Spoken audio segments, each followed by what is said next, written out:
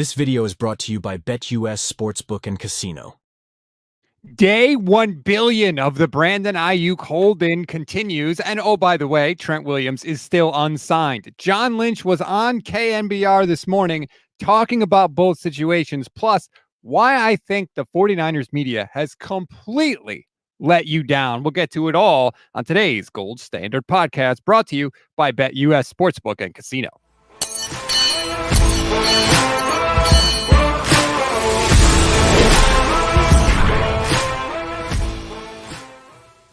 What is good, everybody? Welcome to the Gold Diggers podcast on the Gold Standard. Excuse me? Gold Standard podcast. I'm a day early. I'm thinking of my show with Michelle tomorrow. How dare you? Podcast on the Gold Standard podcast and the Fans First Sports Networks. I'm Rob Stats Guerrera. He's Levin Black. Man, Michelle's never going to let me live that one down. I'm not. How dare you? I know. Gold Diggers, Gold Standard. There's a lot of gold here on this network. Look. The Brandon Aiyuk thing and the Trent Williams thing is infuriating to me. One, that we don't have a resolution one way or another, but two, also the way the 49ers media has handled it. So I want to get into that angle first because I do think that is part of the story. I don't think it's a huge part of the story, but I do think it is a sign of something that is common with this 49ers media group. So here's what I mean. John Lynch was on KNBR today. And of course, that is the flagship station of the 49ers. I will play for you a clip, and you tell me which part of it I have a problem with, because I bet you're going to be able to know. Here it is. We're going to get this out of the way early, and then we'll move on to the team. Just right now, we talked to you last Friday. What's the status this morning, Thursday, August 22? Yeah, I'd love to make some good radio, but unfortunately, guys, it's, I think Kyle said it yesterday. There's really not a lot of updates. To tell you that we've continued to be in communication, just haven't nothing to report there. So that's not the whole clip, but he just basically says that nothing else is happening. What part of that clip do you think I have a problem with? The whole thing? Specifically the first part. We're going to get this out of the way early. No. Yeah. No, I'm tired of people in the 49ers media apologizing for doing their damn job.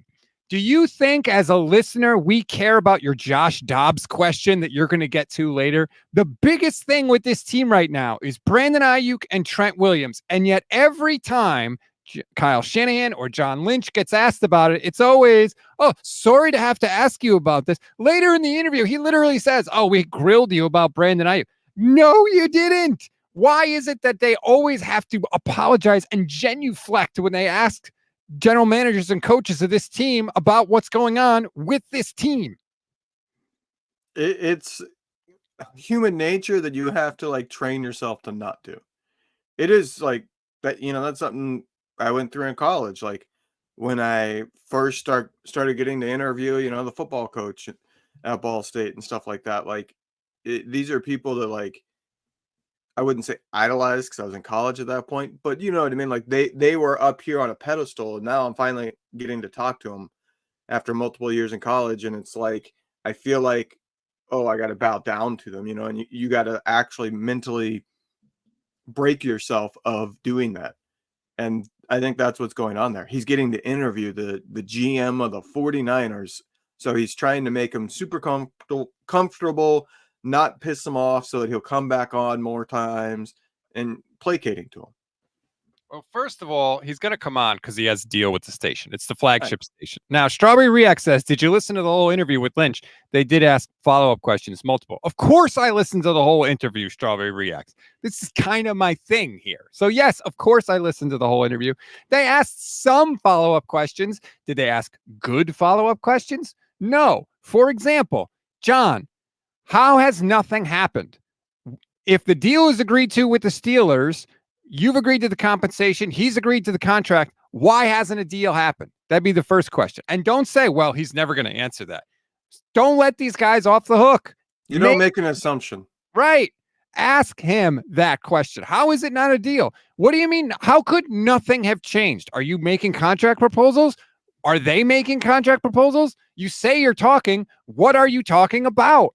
How could nothing have happened? This is day, what, 33, 34, whatever it is. So you can say they asked some follow-up questions. Did they ask the right follow-up questions? Did they ask good follow-up questions? No, they didn't. And nobody has. It's not just the guys on KNBR. It's all the beat writers. It's everybody. It's taking a weird turn. Like just yesterday, I guess it was 2 nights ago, and then yesterday earlier in the day. But you had one person pushing out that there has been movement. They're very close. There's just minor details that the owner has to okay. Well, that tells you guaranteed them out. Right. And the next day, 12 hours later, there's another NFL national person putting out that they're basically at a stalemate. That they've both dug in and no deal is very close. So that's eyebrow raising to me, that there's constantly these two sides, one that's positive and one that's very negative. And to me, it certainly feels like Aiyuk's side is putting out, hey, they've budged, to try to like prevent everybody turning on the player, because, hey, the team is budging. My holdout is working. You know what I mean? Like, don't come at me. It's working. That's why I'm doing this. And the team is putting out, nothing has changed. It's take it or leave it. And he needs to make his decision. You know, it goes right along the lines of it's in Aiyuk's court. You know, that's what the refrain was 2 weeks ago. Well, Strawberry React says they aren't going to give specific details in the middle of a contract negotiation. Part of your job, especially when you're on KNBR, you have to reflect the emotion of the fan base. And so you could say, oh, he's not going to answer. I wanted to ask anyway. Okay. I don't care about the Josh Dobbs situation. I really don't. Like, they asked the question about the backup quarterback. You have to ask what the fans would ask in that situation. That is your job. So they did not do their job. Just acting like you're checking the box and basically letting the person that you're interviewing know you don't expect them to even answer the question before you've even asked it is a piss poor job. It is. And I know what I'm talking about. I produce national sports talk shows at ESPN and at NBC Sports. I know how to do the job at the highest levels. And I am telling you, that is not how the job should be done. It is absolutely not. And it's incredibly, incredibly frustrating. I did see this as Speaker, YouTube channel member. Speaker says, Mayoko floating the dumbass idea that BA is holding out as some sort of I don't need the practice bleep. Listen to this. This is another piece of audio I had. It was in today's 49ers in 5. This is Matt Mayoko talking on Training Camp Live on NBC Sports Bay Area. Clearly, I think both of those situations should be wrapped up soon. I just get the sense that neither one of those guys, Trent Williams a lot longer than Brandon Aiyuk, but I just get the sense that they felt like they've been through enough training camps that they just didn't want to put the pads on. They didn't want to run around in the heat, and they're just ready for the regular season to start. And at some point, I think fairly soon, they'll be back in Santa Clara and back on the practice field. Couple of things there. Number one, anytime Matt Mayoko uses the phrase, I just get the sense, he's hearing it from the 49ers. That's the general opinion that I will give to you. Second of all, Trent Williams is one thing. He's 35 years old. He's the best left tackle in the league. I'm going to put him to the side. If Brandon Aiyuk really is doing this simply because he doesn't want to do training camp when he has had in his entire career one very good season, that's pathetic. And that is a really bad sign for somebody who you're going to give a lot of money to really quickly. If BA is like, well, I don't need training camp, dude, that is a level of arrogance that I did not think was there with him. My take on that is Mayoko is spinning. 100% probably is true with Trent Williams. We have heard, this isn't the first time that he's been, well, I'll sign after training camp. To me, it's Mayoko moving that over to Aiyuk to do some kind of damage control. You know, that once again puts the team in the better light. Well, hey, we've come to the table. Aiyuk just doesn't want to practice. Well, that's positive for the team, negative for the player. So you're creating this narrative that continues to put the player in the negative light. And we know Mayoko is always going to take the team side. So to me, he's taking what is very much true And I don't think there's any doubt about that because he's done it multiple times. He's talked about how he doesn't need training camps. Trent Williams, and is using that to put it on a player that's in a similar situation in terms of holding out, so that then there's a negative narrative towards that player. This is the annoying thing. You can sign Trent Williams and Brandon Aiyuk to extensions and not make them practice. Like, it's not like, well, you have new contracts, you have to get in there. Trent Williams could get as many vet days as he wants and has in the past. And Brandon Aiyuk, if they want to continue the narrative, they could say, look, his back is still bothering him. Like, it's not like if he signed, he has to practice. Like, there's easily ways that they could get out of that. So this whole, like, that's why the deals haven't happened. I don't buy that, really. It's not anything we've ever heard about Aiyuk before. What we have heard about Aiyuk in the past is that he's stuck around team headquarters, right, to get work in with the quarterback. He organized workouts with Trey Lance when Trey Lance was expected to take over as the starter. Like, this is a guy that doesn't really take an off season. So now all of a sudden he's wanting to sit out training camp just because he doesn't want to practice? No. But I thought it was interesting that Mayoko said he thinks both are going to get done soon. Like, both situations will get done. He didn't say both will sign soon. Well, there was a key way he phrased that. Here's the part of it that people are now trying to connect dots and put together. There was a wide receiver trade today in the NFL. The Washington Commanders sent Jahan Dotson to the Philadelphia Eagles. Pretty rare to see two teams trade in the same division, but that is a thing that happens. So now, even in the very comments to this show, if I can find it, people are saying maybe the Commanders made that move because they are about to trade for Brandon Aiyuk. We know Aiyuk wants to play with Jaden Daniels, who's the Washington Commanders quarterback. They played together in college at Arizona State. Could that be the domino that we have been waiting to fall for this thing to finally happen? The move before the move, as Sign Me 29 on Twitch says. Shout out to the Twitch fam. Possible, but I doubt it. Because we heard that the Commanders were out. Now, maybe the Commanders found out what the Steelers were offering, and they were like, hey, we would do that. But the thing to me is, wouldn't the Niners want Jahan Dotson in the trade? They want a wide receiver coming back to them in the trade. So wouldn't they have just taken Jahan Dotson? But the thing I took away from that trade is there's no way Aiyuk's trade value is as low as what some people want to say. Jahan Dotson got a third and two seventh round. Jahan Dotson, sorry. Got a third and 2 7th-round picks, and then I'm forgetting exactly what the Commanders sent back, a fifth. That kind of sounds right. So a third and 2 7ths and sending back a fifth is essentially like a third straight up. Maybe a little bit more, I would say, because 2 7ths are probably worth about a fifth. To me, like, Jahan Dotson has done nothing in his career. He's a bust. He's been a huge disappointment for them as a first-round pick. So that's what a bust gets. What is Aiyuk going to get as a non-bust? So the whole thing is maddening. It's infuriating, but like, I don't think the media has put enough pressure on this team. I really don't. I think there are so many questions. Steph 49K, shout out Steph is here. Quote, I'm just here to annoy Rob. Thanks, Steph. I appreciate that. He's also here to compliment me. Oh, yeah, I can do the comments, okay? God. You want me to click here? I'll just annoy you the rest of the show. Well, mission accomplished. How would that be different from every other show that we do together? There are so many questions with that, and I just think that there are questions that are not being asked, and they should be asked, and not even on just the Aiyuk and Trent Williams situation. For example, listen to Lynch talk about Ricky Pearsall. With the type of injury he had, the time up front was critical to allowing for the best result, and so we've been giving him that time. He's been deep in the playbook. He's been in all the meetings. He's been doing his rehab vigorously. Ricky's a worker, and he's a very talented football player. So we've been doing the best we can given the circumstances. Ricky's been excellent in doing his part, and I think it's going to be soon where we can get him back out there on the field and really try to accelerate the process. He's going to be a big part of what we do, and we're as high on him as we were when we were drafted or higher.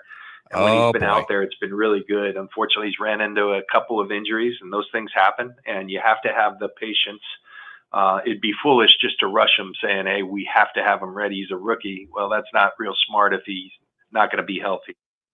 Few things. First of all, with the type of injury he had. What type of injury is it? How do we not know, Levin? How do we not know what the injury is to Ricky Pearsall? And I brought that up before, and people on Twitter say, oh, Rob, it's the same injury he had in training camp. He just re-aggravated it. Great. What was that injury? We never found out. How do we not know? This is a first-round draft pick who has completed 6 practices with the team, and we can't even find out what injury he has? Where's the Pearsall interview? You know what I mean? Like, yeah, he's a rookie, but he's a first-round rookie. First-round rookies usually do interviews. So it is, to me, like, okay, go to the source. Go to the player. Hey, what are you dealing with? Since the team is constantly saying, oh, he'll return next week, and then next week comes and you go, never mind. It'll be the following week.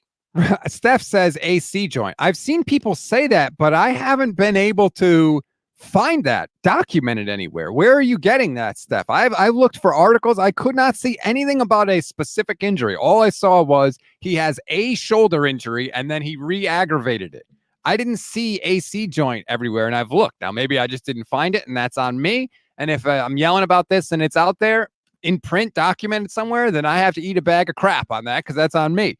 But I haven't seen that anywhere. So Steph probably got it directly from the source, because while she was out there for training camp, she probably dressed up like Nick Bosa, and since she sounds just like him, she was able to pretend to be him and get into the locker room and then ask directly, hey, you going to be okay to play? What's wrong with you?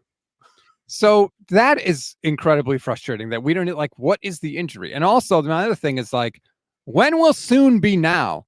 Bosa or Williams will be there soon. Brandon Aiyuk will be resolved soon. Ricky Pearsall will be out there soon. When will soon be now? Sometime right before week 1, if Nick Bosa is a precursor to this, because they said the same things about Nick Bosa. Oh, we hope it wraps up soon. We're getting close. You know, we think he'll be here. We don't expect him to miss any games. And then he signed, what, like 4 days before week 1? Yep. And he was never the same. And look, in a season where the 49ers lost the Super Bowl in overtime, maybe double over. I mean, one play away from double overtime, really. Nick Bosa wasn't at their best, or wasn't at his best. Their best defensive player wasn't at his best. Now, I'm not saying if they had signed him earlier, they would have won the Super Bowl. All I'm saying is, by Bosa's own admission, he would have been better. And in a game that was that close, maybe that would have helped. Just saying, it might have helped. Yeah.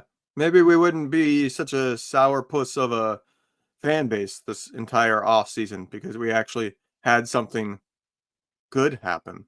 You know, our hearts weren't torn out and stomped on at the end of a season like it's been every year. Shout out to Speaker, YouTube channel member, who picked up the reference I was making with Spaceballs. It's a very old movie, made me feel old. But yes, when will then be now? Soon. How soon? Great scene from a great movie. But yeah, shout out to you, Speaker. That's +5 respect points right there. So that's where we are with this team. But nobody has even asked what the Pearsall injury is, too. That's why, like, maybe it was out there, but again, why can't I find it if it was out there? It should be 2 seconds. Ricky Pearsall, AC joint. You Google that. I haven't seen it. I haven't seen it. And why are they being so secretive with the whole thing? I know one thing's for certain in terms of Brandon Aiyuk situation. Do you know what's guaranteed? It's guaranteed that spreadsheet will say, this is the best move ever by an NFL franchise. Right. No team has ever had a better contract if he resigns, or nobody's had a better trade if he gets traded. And it was all part of the plan to begin with. And if you didn't see that, you're an idiot. That's what that'll be. The other thing I didn't like in that Lynch answer, did you notice this?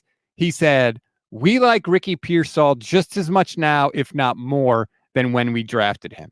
You know, the only other time I've heard the 49ers GM say that was about Trey Lance. They used that phrase multiple times. We love Trey even more now than when we drafted him. He used that exact phrase. I'm not saying, I'm just saying we know how they felt about Trey Lance because they showed us how they felt about Trey Lance. Maybe they're souring on Ricky Pearsall.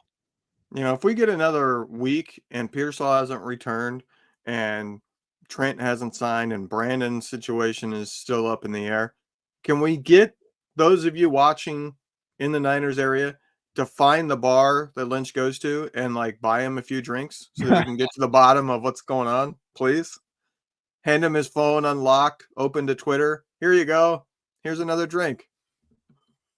Remember when he liked the tweet about Jimmy Garoppolo? Yeah. Terrible. And then, oh my God. I don't like the vibes. And Mayoko had in his report I the don't other either. day, like that the juice, the kind of normal intensity Mm-hmm. that the 49ers have had in training camp in recent years is not there. Now, look, maybe it's just because of the holdouts.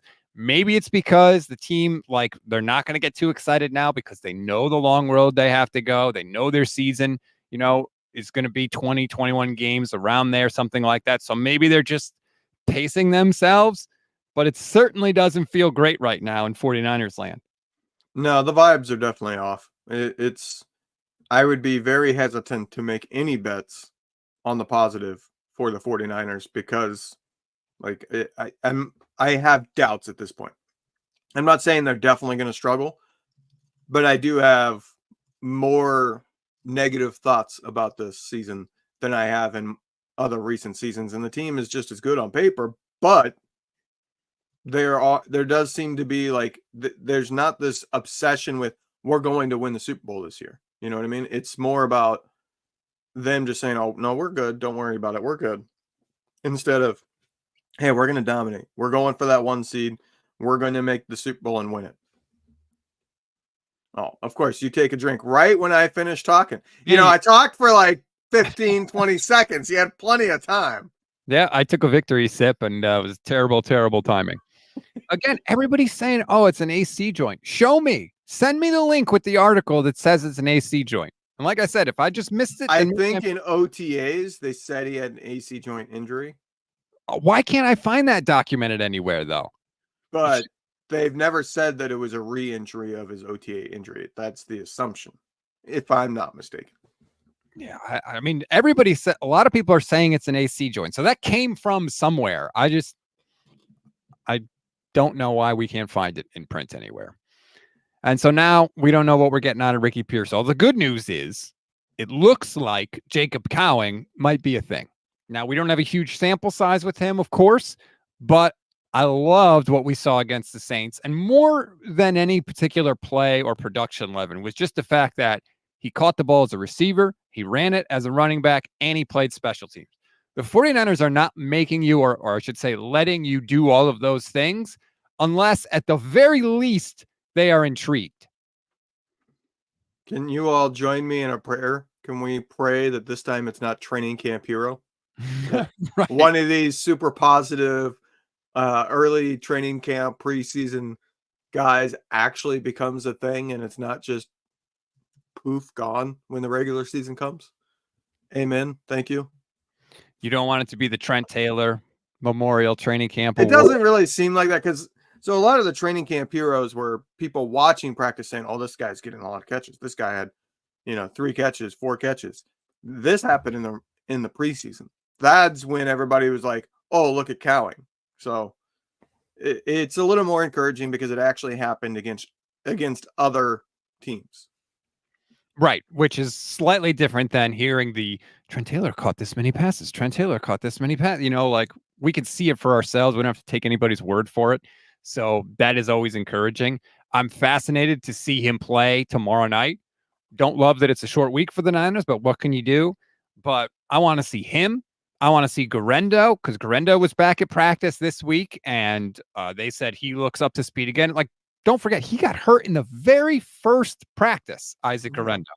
So we really have seen nothing of him. All I remember hearing from that first practice is, hey, wow, this guy looks really fast, which he ran a 4.33. So he is really fast. I really, really hope that he can get out there Friday because he's one of the guys I'm most excited about, not only as a running back, but also as a returner. Put him back there on kickoffs? Hell yeah. Yeah, I would love to see something exciting happen on a kickoff. We haven't seen anything exciting.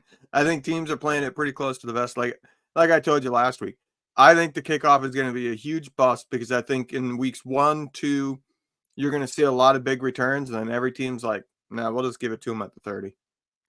Yeah, if that's what happens, that's what you'll see because teams are going to say, We're It's not not worth it. risking it. Forget it. We'll give up, especially because Shanahan said the other day, the average starting position for the offense on the kickoffs that have been returned is the 29-yard line. So if you're really only giving up 1 yard of field position and you eliminate all risk whatsoever, that's a no-brainer. And that's what the 49ers should do. If they kick it off once and they can't cover the return, just right through the back of the end zone every time. You would make Brian Schneider the best special teams coach in the league. That's the way to do it. Yeah, and you got to figure like the Niners aren't putting Debo back there, and they're not the only team that's not using their best option. I'm talking about preseason. Oh, yeah. So I would bet a lot of teams are not using the option that they will use come regular season. So you haven't even seen like teams deploying.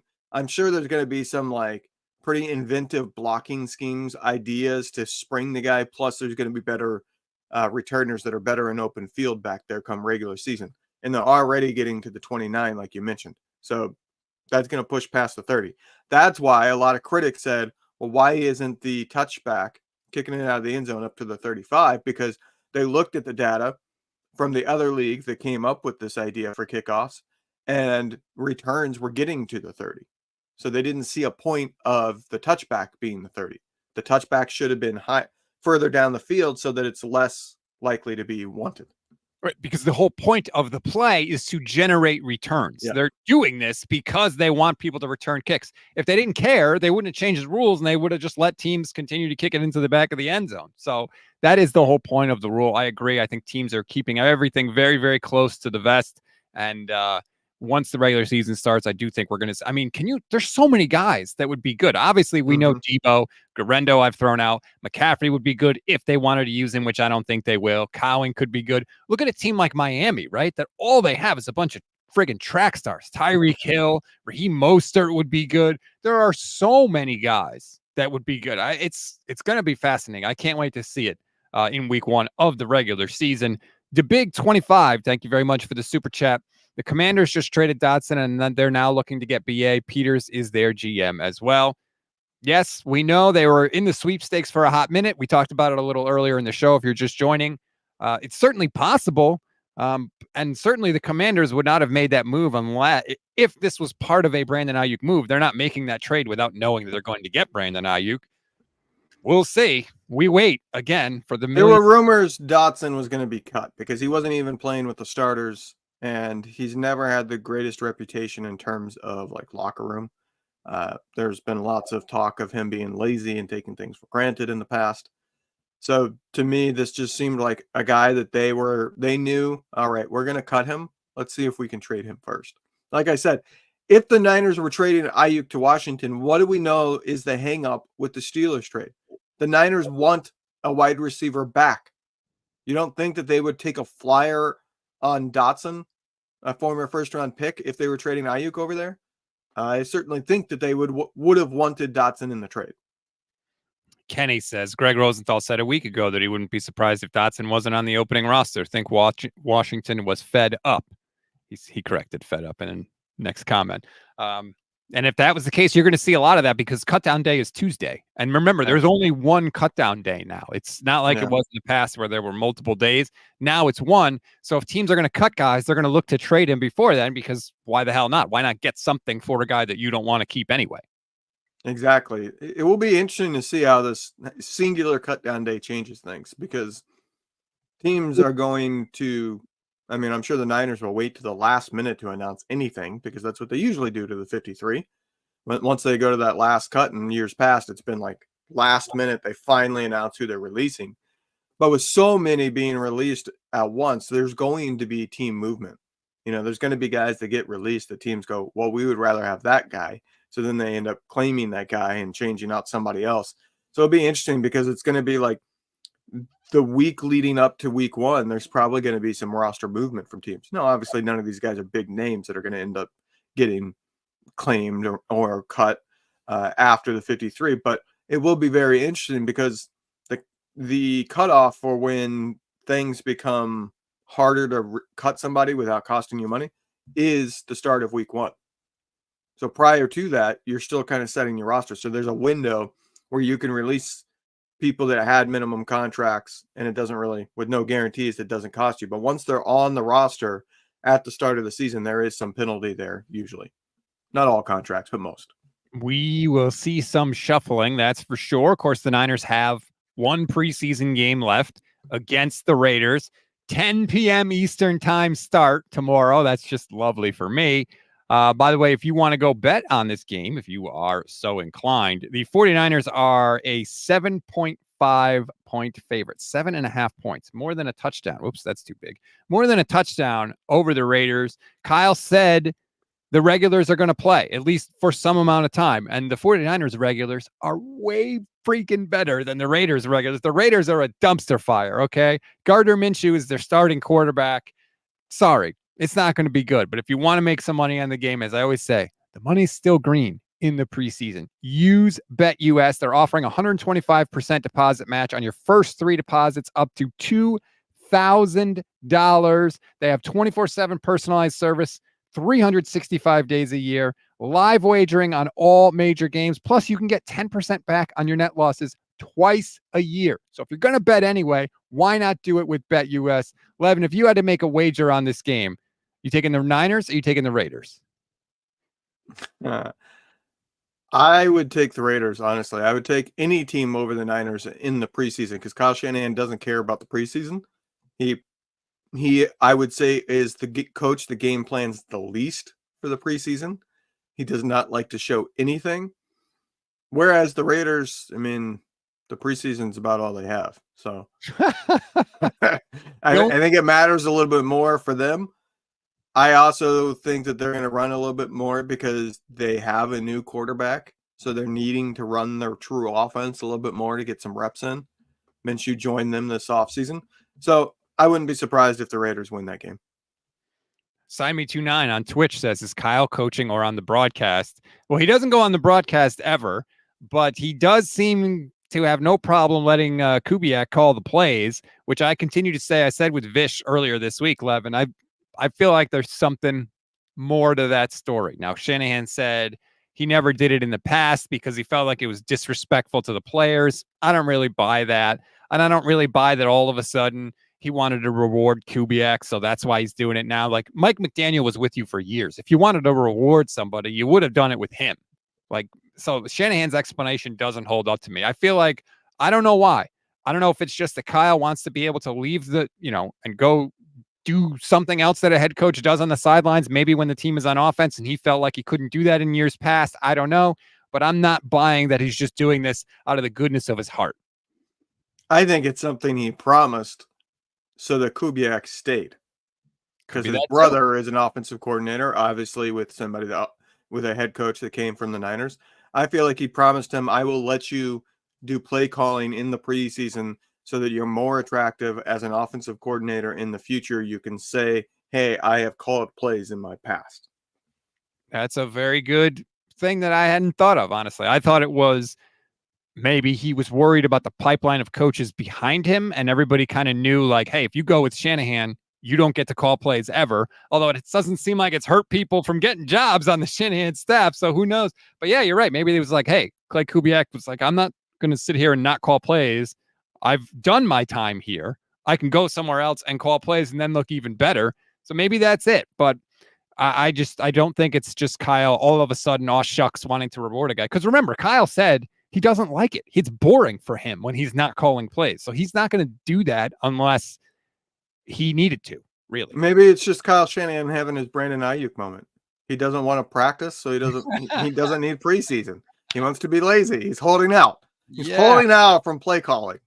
Well, it was funny. Somebody asked him, like, Kyle, like, don't you kind of need the preseason to kind of, like, get the rust off? And Kyle was just like, no, which I believe. Like, the guy, all he does all day is think about calling plays. So I'm pretty sure he doesn't need the preseason. But yeah, that's a thing. We'll see if Kubiak calls plays one more time. I don't know. Maybe that would be kind of weak. Like, once you get all the starters in there, now you're like, oh, sorry, Clay. Nope, I'm going to call plays again. Like, at least let him play with the good toys, right? I mean, he'll probably get the second half, so he's not going to get the starters. Who's going to get the second half? Kubiak. That's what the broadcast said last game, that Kubiak started calling plays in the second half. Man, like then what's the point if you're Clay? It's like, oh yeah, I called 25 plays. Like, is that really going to impress the other teams when you go out for interviews when other guys have gotten hired without ever calling plays under Kyle Shanahan? I don't know. I think he's going to be calling plays. I would bet that he's going to call plays against the Raiders. Whatever. It doesn't matter to me because they're not going to show anything that you're going to see in the regular season. So no, I know. Did you see there was a couple good articles in The Athletic? And I criticize the Niners coverage a lot, but when it's good, I try and shout it out. And there were two articles that have come out. One came out yesterday. One is out today. And it's one sentence or one kind of thought on every offensive player on the roster and every defensive player on the roster, which I thought was really, really cool because I do think that there are some people that are literally on the bubble based on what happens on Friday night.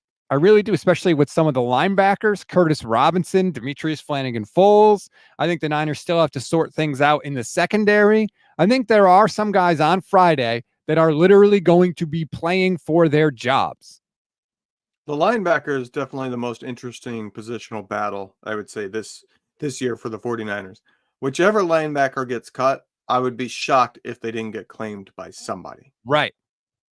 And that's a hard thing for a team. Like, hey, we like all these guys, and whichever one we cut, we know we are losing, which is why, to me, if that's the case, then you cut the veteran because he's not likely to improve. You know what their baseline is. You don't know what a young player's baseline is, what they could end up becoming given opportunity. And that's a huge part of this too. I'm glad you mentioned that. It's not just who's better than who. It's also who can we cut and then stash on the practice squad. And so basically we can try to have our cake and eat it too. That's a lot of it because teams don't ever want to give up players that they think are good or might be good. So they're trying to strategize and think about how that can work so that they could keep everybody. Because obviously teams would love to have as many good players as possible. So a lot of times it comes down to that when we talk about roster decisions. But it's basically Jalen Graham, D. Winters, Demetrius Flanagan-Foles, Curtis Robinson has seemingly looked a lot better and made some plays. And I thought the fact that they let him speak from the podium this week was interesting too. Kind of maybe leads me to believe that, maybe he might have a little bit of an advantage right now. But you're right. Linebacker, I think, is one of the absolute positions where Friday night's going to matter. Yeah, it would be interesting to see what the rotation is too. Who gets first crack? Who's the guy that's playing at the very end of the game?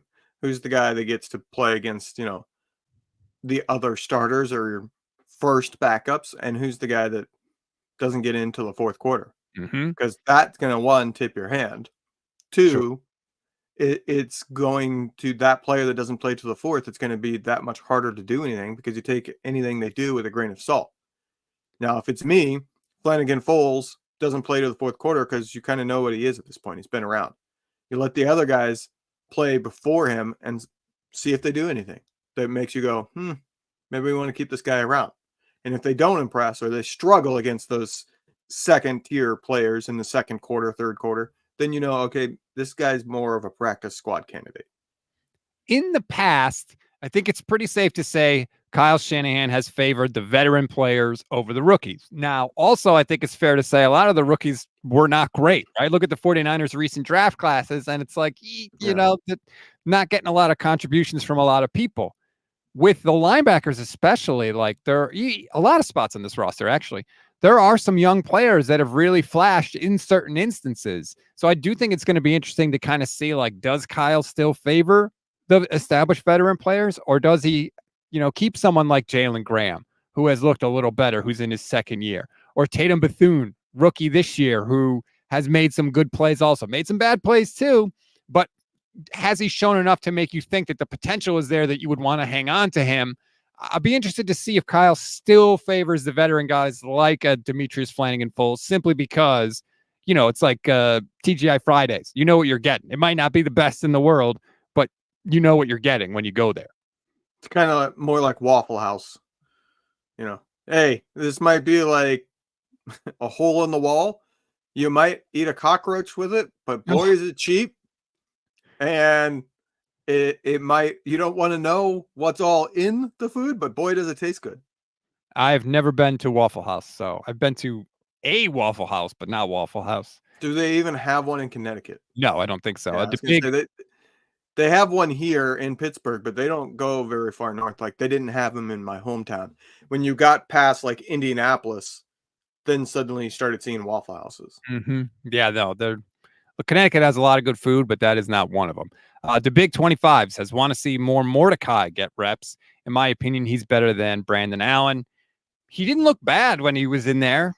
Mordecai. I would keep him just for the name. What? Hey, who's your third string quarterback? Oh, it's Mordecai. Mordecai. Yeah. He looked like he had a strong arm. He looked like he knew where he wanted to go with the ball. He wasn't out there kind of freaking out. He looked decisive back there. Again, it was late in the game. It's a preseason game. I don't know if I would keep him over Brandon Allen, but I think, see, here's the thing. There's a chance Brandon Allen might get picked up by somebody. Nobody's picking up Mordecai. So he's going on the practice squad. Well, that's so you're allowed to promote your third string quarterback from the practice squad automatically. Like it doesn't take one of those promotion spots. They made that rule change for this year because teams had to finish games with no quarterback. So to me, if you think you can get Mordecai on the practice squad, release both of them, and whichever one you think is better, put them on the practice squad and make them your third quarterback. So you're not wasting one of the 53 man. If Allen gets claimed, oh well. Like if you are ever at the point that Brandon Allen has to play for you, guess what? It's over. It doesn't matter. It's facts. I hate to say it, but it's totally and completely true. Brad Reeves asks, will there be any significant enough changes to the roster that will make your season prediction different? Unless there's injuries, no. I don't think so. If Aiyuk is traded or Williams retires, yes. Outside of those, no. An Aiyuk trade, I still think I would have the Niners as the best team in the NFC. I do. Williams. I wouldn't be shocked to see them get the 1 seed, but as I've said, without Aiyuk, you are not winning the Super Bowl. You will get beat by a playoff caliber defense. See, I disagree with that. I mean, every team that's ever won a Super Bowl has done it without Brandon Aiyuk. You know, it's not specifically about just Brandon Aiyuk. It's about the role and the ability he has and everybody behind him not having that ability. Well, speaking of that, Shanahan was on KNBR yesterday and they asked him, like, what's your sort of backup plan if Aiyuk is not there? And all he did was just name all the other receivers on the roster. Well, we have Juwan Jennings. We have, Ricky Pearsall. We've got rookies. We've got this guy. Like, that's not a plan. Just the truth, because he knows that no one else has the skill set that Brandon Aiyuk has. They think and they hope that Ricky Pearsall might have it, but number one, he's a rookie, and number two, he's hurt with a mysterious injury. So he ain't really a factor for them right now. So the real question for Kyle Shanahan is, like, how are you going to change the game plan or calling the plays if you don't have Brandon Aiyuk? Because they don't have a receiver that can do what he does against man coverage. Exactly. Like, they don't have the guy that can beat one-on-one, consistently can be counted on to beat it on a play, and they don't have the guy that the defense has to back up for either. Maybe Cowan can be that, but you don't know what he is at this point. You have no idea if he can actually do that. And if you don't have a wide receiver that can make that defense back up, and you're an offense that wants to run the ball a bunch and do screens to Debo, you're in for some trouble there because you become way too one-dimensional. They need to have one guy that can beat his man deep so that the safeties have to back up. It could be Cowan. He ran, what did he run? A 4.36, something like that. He was friggin' fast. So it could be. The nice thing about that, though, is they're going to make Jacob Cowing prove that he can be that guy, which means there might be some deep shots early in the season before teams learn, okay, we got to respect that. We got to back up a little bit. There could be some opportunities there to have a little fun, which, that's always fun to see. And you hit a couple of those and you make teams back off the run, and then, everything kind of plays off one another. But in theory, Cowing could be that guy, but we don't know. They could just do the all go like I call in my college football 25 dynasty. And just so people understand, we're doing an online dynasty right now. Levin has a wide receiver who has over 4,000 receiving yards in less than a full season of play, and he has, I think it's 72 touchdown catches or 52 touchdowns, something like that. I just looked at it a little while ago. It's absurd. It's a career. It's a career.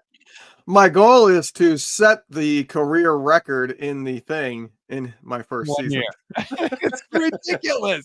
I should actually look that up. I don't even know. What is the career NCAA record for receiving touchdowns and yards? Receiving touchdowns, I'm pretty sure he already has. Receiving receptions, I saw was Zay Jones, which actually surprised me. I did not know that. The receiving yards is another player that's in the NFL that we know that was set recently. I cannot remember who it is.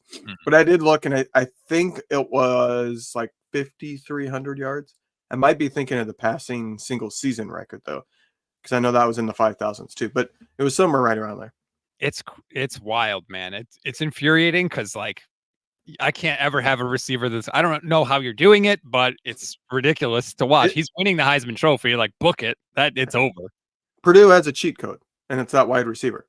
He's a transfer from Georgia that was a 5-star recruit.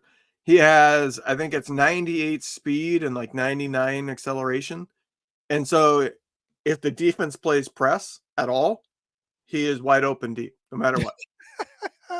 So I go in and I look, and are they in press? Okay, I'll change the play to send him deep in a go route. If they're not in press, then I run a different play. Nick Ellert, YouTube channel member, says Levin's that guy who just spams sweeps in Mortal Kombat. I mean, if it works.